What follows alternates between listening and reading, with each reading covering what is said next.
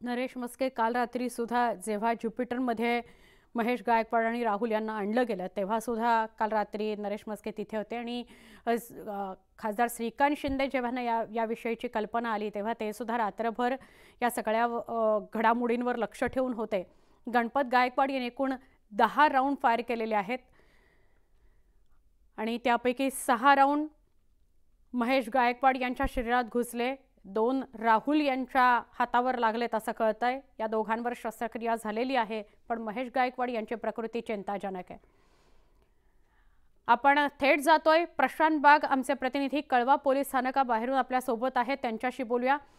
प्रशांत, गणपत गायकवाड आणि इतर दोघांना व्हीसी द्वारे कोर्टात हजर केलं जाणार आहे, उभं केलं जाणार आहे असं कळतंय। आत्ताचं काय अपडेट? पोलीस खूप मोठ्या प्रमाणात पोलीस स्थानकाबाहेर आहेत असंही कळतंय।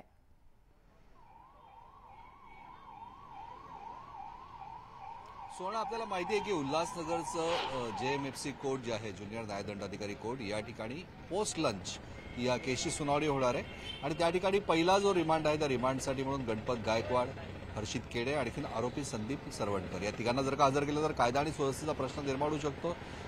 प्रकरण अत्यंत संवेदनशील आहे। तिकडे हॉस्पिटलमध्ये महेश गायकवाड यांची प्रकृती चिंताजनक आहे। या सगळ्या गोष्टींचा अभ्यास करत पोलिसांनी कोर्टाला विशेष परवानगी मागितली की आम्हाला आरोपींना व्हीसीद्वारे हजर करण्याची परवानगी द्यावी।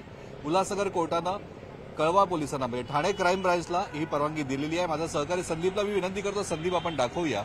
आपण आता याच ठिकाणी आहोत, हेच आहे ते कळवा पोलीस ठाणे, ज्या ठिकाणी या तिघांना ठाणे क्राईम ब्रांचने ताब्यात घेऊन या ठिकाणी त्यांना ठेवलेलं आहे। आपल्याला माहिती की याचा तपास ठाणे क्राईम ब्रांच आता करत आहे आणि या सगळ्या विषयात या पूर्ण घटनेचा